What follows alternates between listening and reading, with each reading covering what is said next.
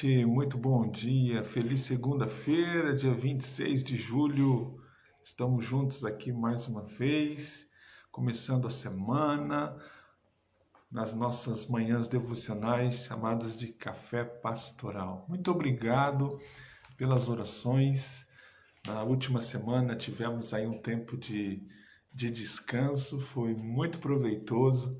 Fomos em viagem, passamos um tempo juntos em família, eu, a Marta, meu sogro, minha sogra. Então, graças a Deus, fomos bem, voltamos também em segurança. Muito obrigado aí pelas orações. Estamos de volta.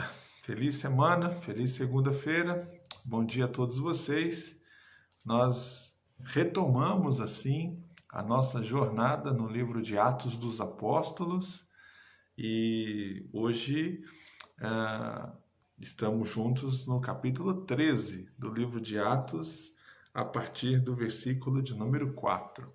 A última vez, quando paramos para meditar no livro de Atos, capítulo 13, falamos sobre a importância da igreja em Antioquia e também a forma como Deus falou com a sua igreja, mandando separar Saulo e também Barnabé para uma obra que ele tem designado.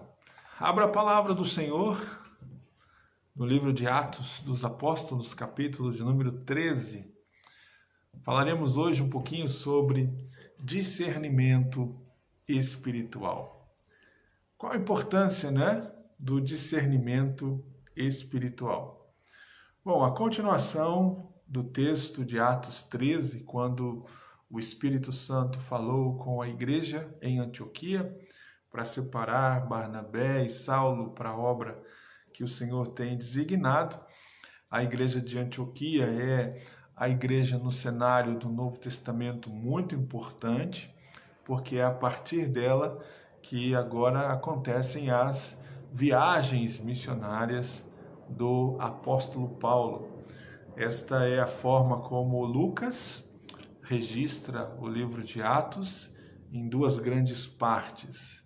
A primeira, do capítulo 1 até o capítulo 12, nós temos, por exemplo, o personagem Pedro como evidência, na proclamação, tomando a frente, falando sobre a ressurreição de Jesus. E agora, com a conversão de Saulo de Tarso, um grande perseguidor contra a igreja, o Lucas, faz questão de mostrar a transformação da vida desse homem e o quanto Deus agora usará a vida de Paulo para a proclamação do evangelho aos gentios, tendo no coração o desejo de um dia chegar à Espanha, proclamar a palavra do Senhor nesse lugar considerado, quem sabe, o lugar mais distante, os confins da terra, não é? Pois bem, por isso que a igreja de Antioquia é uma igreja importante nesse cenário agora da segunda parte do livro de Atos dos Apóstolos. E o que acontece? Acontece então que a igreja separa Barnabé e Saulo, ora por eles, os abençoa e os envia para essa missão. A partir do versículo 4 de Atos, capítulo 13, a viagem acontece, O Espírito Santo os conduz para as regiões ali da Seleucia, depois navegaram para Chipre, chegaram em Salamina e lá anunciavam a palavra de Deus nas sinagogas judaicas.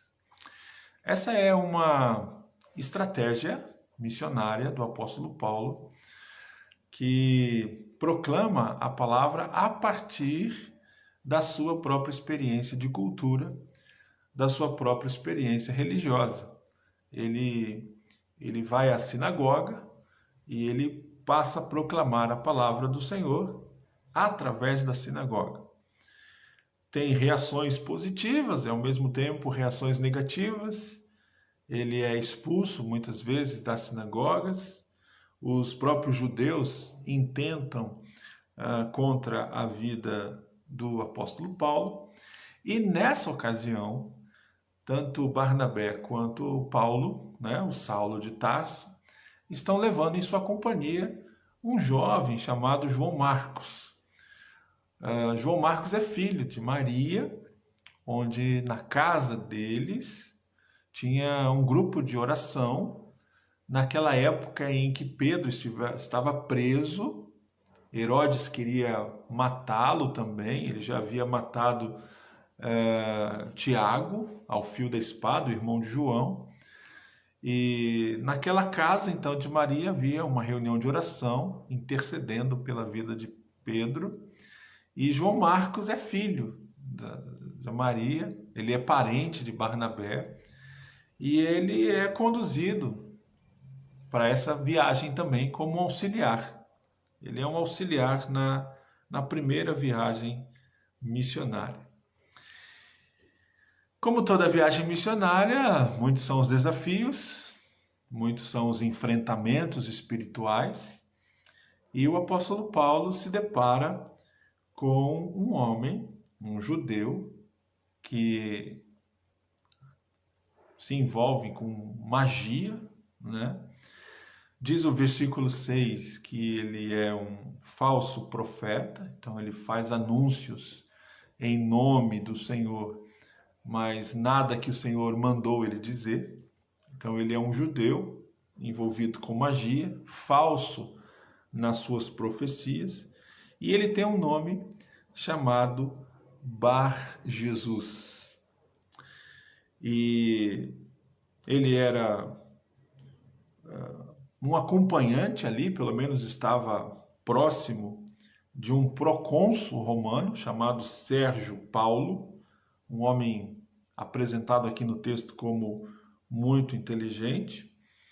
E ele chama Barnabé e Saulo porque ele quer ouvir sobre a palavra do Senhor. E esse Bar-Jesus, o mágico, ele começa a se opor. Ele começa a se opor à pregação de Paulo, se opor à própria pessoa de Paulo, até que Paulo, versículo 9, cheio do Espírito Santo, fixou os olhos nesse judeu chamado Bar-Jesus e proferiu sobre ele uma sentença. Versículo 10, Paulo chamou aquele homem de filho do diabo, cheio de todo engano.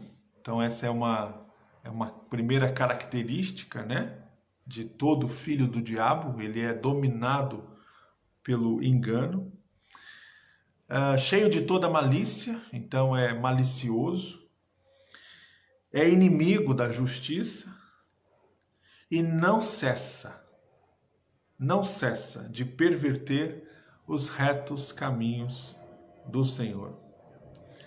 E aí então Paulo diz que ele ficará cego, e aquele homem fica momentaneamente cego, o que causa um grande temor em João Marcos, e eu acredito que esta seja a razão do porquê João Marcos desistiu da viagem. Ele ficou impressionado como o poder de Deus se manifesta na vida da obra missionária, né?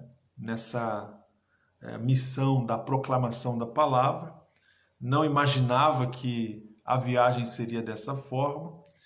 E eu imagino que seja por isso que João Marcos desistiu da jornada, causando inclusive mais para frente uma discussão entre Paulo e Barnabé sobre a pessoa de João Marcos, porque na segunda viagem missionária o Barnabé quer levar João Marcos, mas Paulo não autoriza, não deixa.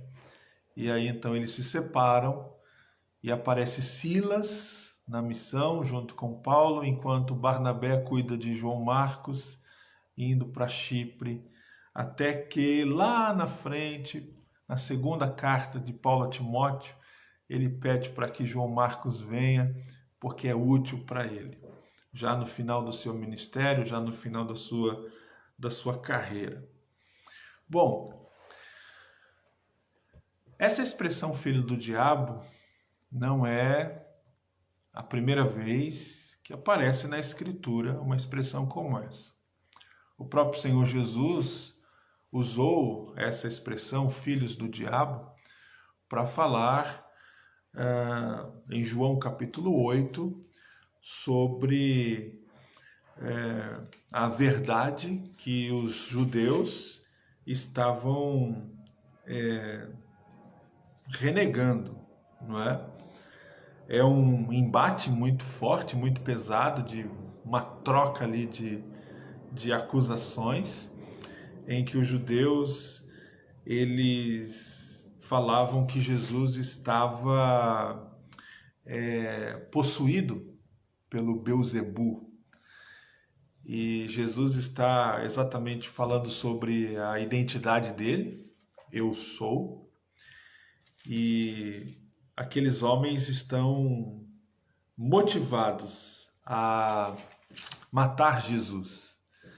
Eles chegam inclusive a pegar pedras para atacarem Jesus, porque eles não admitem que Jesus esteja se igualando ao Pai e se apresentando como Deus. Se você voltar um pouquinho para João capítulo 8, você perceberá esse diálogo tenso, essas trocas de acusações, mas eu quero chamar a sua atenção para o versículo de número 39 do capítulo 8 do Evangelho de João, que diz assim: então eles responderam, nosso pai é Abraão. E disse Jesus, se vocês fossem filhos de Abraão, vocês praticariam a obra de Abraão. Mas agora vocês procuram matar-me. A mim, que vos tenho falado a verdade, que ouvi de Deus. Assim não procedeu Abraão, não procedeu querendo matar. Pelo contrário, se vocês fossem filhos de Abraão, vocês realizariam as obras de Abraão. E lá no versículo 44 do capítulo 8 do Evangelho de João, Jesus faz a seguinte afirmação: vós sois do diabo, que é vosso pai, e quereis satisfazer os desejos de Satanás. O desejo de Satanás, revelado aqui por Jesus, é vê-lo morto. E aqueles judeus estão intencionalmente dispostos a matar Jesus. Agora, olha que interessante as descrições que Jesus faz sobre o diabo. Olha só o versículo 44. Ele foi homicida desde o princípio. Ele jamais se firmou na verdade, porque nele não há verdade. Ele profere mentiras, porque fala do que lhe é próprio, porque ele é mentiroso, ele é o pai da mentira. Então veja que a afirmação de Jesus àqueles judeus que queriam matá-lo, Jesus afirma, vocês são filhos do diabo. Porque estas são as características do próprio diabo e dos próprios filhos do diabo. Essa ideia de filho da serpente, filho do diabo, também aparece no livro de Gênesis. No livro de Gênesis, no capítulo de número 3, quando Deus decreta a sentença sobre a serpente, ele fala que as descendências, tanto da serpente quanto da mulher, o descendente da mulher, eles serão inimigos, a ponto da serpente ferir o calcanhar desse descendente da mulher e o descendente da mulher esmagar a sua cabeça. A esse texto de Gênesis capítulo 3, verso de número 15, chama-se proto-evangelho. É o anúncio exatamente do que no futuro aconteceria. Aquilo que já na eternidade havia sido consumado e decretado. A história revela exatamente o plano e o propósito de Deus em resgatar a criação da rebelião causada pela serpente. Vós sois os filhos do diabo, porque o pai da mentira é homicida desde o princípio. Então veja que Jesus, ele é quem usa essa expressão que o apóstolo Paulo, lá em Atos capítulo 13, fala contra esse mágico chamado Bar Jesus. Ainda dentro de João capítulo 8, veja só a reação dos judeus. Versículo 48, dê uma olhada. Diz assim: responderam os judeus e lhe disseram: porventura não temos razão em dizer que és samaritano e tem demônios? Veja que Jesus está sendo acusado de ser um samaritano, alguém, portanto, à margem da cultura judaica, alguém separado dessa linhagem e dessa identidade abraâmica e possuído de demônios. Olha a resposta de Jesus no verso 49. Eu não tenho demônio. Pelo contrário, honro o meu Pai e vós me desonrais. Então, aquele que se opõe a Jesus se opõe ao próprio Pai, porque Jesus está afirmando que ele e o Pai são um. Bom, no versículo de número 52, os judeus reagem de novo e dizem o seguinte: agora estamos certos de que tens demônios. Agora estamos certos. E lá no verso de número 59, então pegaram em pedras para atirarem nele, mas Jesus se ocultou e saiu do templo.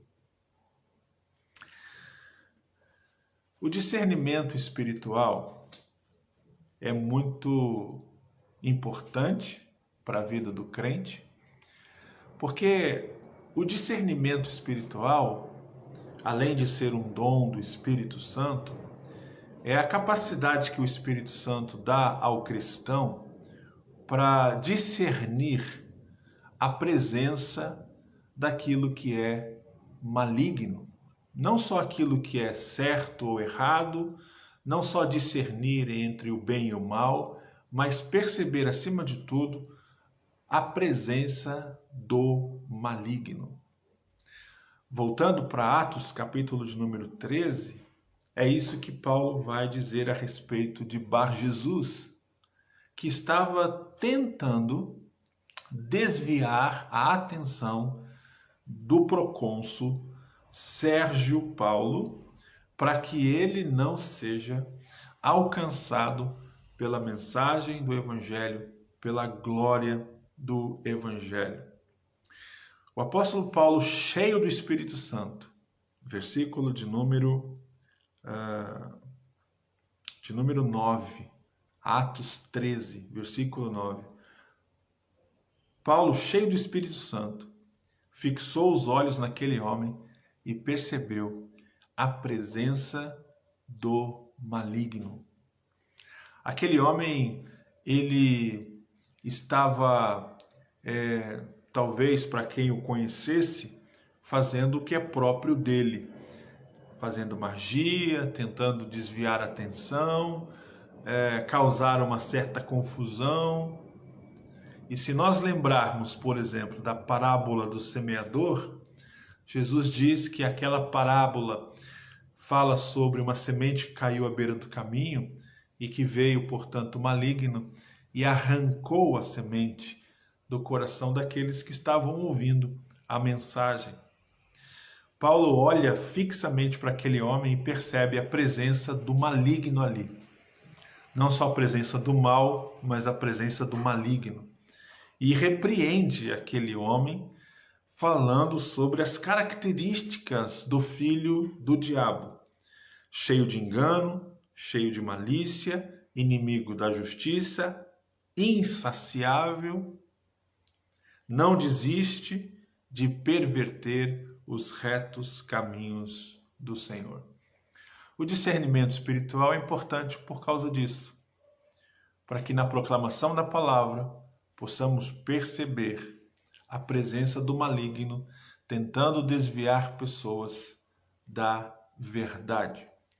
Se você quiser ainda um outro texto bíblico que fala sobre essa influência do maligno na tentativa de desviar pessoas do Evangelho, você pode ler a própria carta que o apóstolo Paulo escreveu, a segunda carta à igreja de Corinto, no capítulo de número 4, no verso também de número 4, que diz assim, eu vou ler para vocês. O Deus deste século cegou o entendimento dos incrédulos, para que lhes não resplandeça a luz do Evangelho da glória de Cristo, o qual é a imagem de Deus. A presença do maligno tem uma proposta. E os próprios filhos do maligno, como naquela parábola do joio e do trigo, que são semeados no campo, que é o mundo, são os descendentes do maligno, aqueles que são cheios de engano, cheios de malícia, inimigos de toda a justiça, não cessam de perverter os retos caminhos do Senhor, então são insaciáveis, são malvados. O propósito é desviar cada vez mais as pessoas da glória do Evangelho. O discernimento espiritual é um dom do Espírito que nos capacita a perceber isso. E não só o discernimento espiritual nos capacita a esse discernimento entre a presença do maligno, o certo e o errado, o bem e o mal, como também nos autoriza, nos capacita a fazermos uma declaração de que em nome de Jesus, no poder do sangue de Jesus, este filho do diabo, este agente da presença maligna, seja repreendida em nome do Senhor Jesus. O resultado é que aquele Bar Jesus, aquele homem, ele fica momentaneamente cego e olha a reação do procônsul Paulo Sérgio. Versículo 12 de Atos capítulo 13. Então o procônsul, vendo o que sucedera, ele creu, maravilhado com a doutrina do Senhor. Os sinais se fazem presentes na obra missionária. O enfrentamento e as batalhas espirituais, elas estão de forma invisível e também visível através de pessoas malvadas, se manifestando todo o tempo na tentativa de impedir pessoas de crer em Jesus. Por isso que dizemos que a conversão é um grande milagre, um milagre operado pelo Senhor em repreender o maligno, de impedi-lo de que a glória fosse resplandecida sobre aquele que é incrédulo. E é um milagre porque esta pessoa ela é resgatada do reino das trevas, né, do domínio das trevas, melhor dizendo, e seus olhos são desvendados desta condição espiritual de não conseguir ver a glória do Senhor. O Senhor se revela, o Senhor se mostra, o Senhor liberta, o Senhor livra. É por isso que a gente não se envergonha do Evangelho, porque é o Evangelho que um dia também nos alcançou. Nós nem sabíamos, estávamos cegos, completamente alienados, convencidos das nossas filosofias, convencidos das nossas crenças, defendendo aquilo que é uma mentira, como se fosse uma grande verdade, achando que sendo religioso, achando que sendo uma boa pessoa, poderíamos conquistar algum tipo de benefício. Pelo contrário, esta condição espiritual é de cegueira, é de bloqueio, é de alienação a respeito das coisas do Senhor, que só o próprio Senhor pode desvendar, que só o próprio Senhor pode trazer clareza ao entendimento. É o Espírito Santo do Senhor que convence o homem do pecado, da justiça e também do juízo. É este Evangelho que é Cristo, morto, sepultado, ressurreto ao terceiro dia, portanto vivo e pronto para voltar. É a mensagem que liberta as pessoas.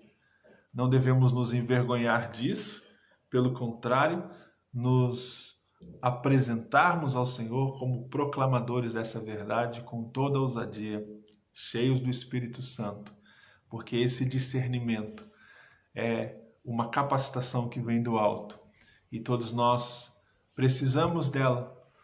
Todos nós precisamos, no dia a dia da vida cristã, desta capacitação dada por Deus para discernirmos e percebermos, acima de tudo, a presença do maligno. E uma vez que isso é identificado, em nome do Senhor, no poder do sangue do Senhor, está repreendido. Que assim seja, para que muitas pessoas sejam salvas, que as orações, que as intercessões entrem também nesta batalha espiritual, intercedendo pelos incrédulos, para que os seus olhos sejam desvendados, para que o maligno seja repreendido e que eles enxerguem a glória do Evangelho, como um dia Jesus se manifestou a Saulo de Tarso, no caminho de Damasco, e mudou a vida daquele homem. A conversão de uma pessoa é um grande milagre operado pelo Senhor. Assim foi com o procônsul Paulo Sérgio, assim foi com Saulo de Tarso, assim foi com milhares e milhares de pessoas, assim foi com a vida de todos nós que aqui estamos. Se você crê no Senhor Jesus, saiba de uma coisa: esta capacidade, ela foi dada pelo próprio Senhor, que pela sua glória se revelou a você e te resgatou das garras e do engano, te resgatou da malícia, da inimizade com a justiça, te resgatou dessa vida insatisfeita ou motivada, quem sabe, em perverter os caminhos do Senhor.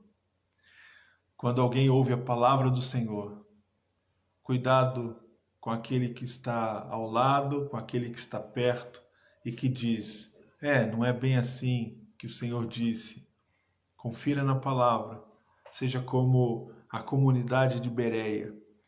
Sempre examine aquilo que você está ouvindo à luz da Escritura e blinde o seu coração com a graça do Senhor, para que você não seja enganado por um mágico, por alguém que tem um encantamento, que na verdade está com uma motivação de desviar você dos caminhos do Senhor. A estes, em nome de Jesus e no poder do sangue de Jesus, estão repreendidos para a glória de Deus. Deus te abençoe. Feliz segunda-feira. Boa semana para você. Vamos juntos nessa jornada no livro de Atos, para que você perceba que a obra missionária, que a vida da igreja, ela é uma vida que avança no sopro do Espírito. Uma igreja que está pronta para ouvir o que o Senhor tem a dizer, de ser conduzida por Ele, tendo discernimento espiritual, podendo estar comprometida com a oração, com a proclamação, com a doutrina, com a comunhão. Vamos em frente. Que o Senhor nos ajude e nos conceda graça sobre graça para vivermos nesses tempos tão difíceis que é o nosso tempo, né? E discernindo aquilo que está à nossa volta e nos comprometendo com toda certeza com a pureza do Evangelho do Senhor Jesus Cristo. Forte abraço para você, feliz segunda-feira, até amanhã, se Deus assim nos permitir.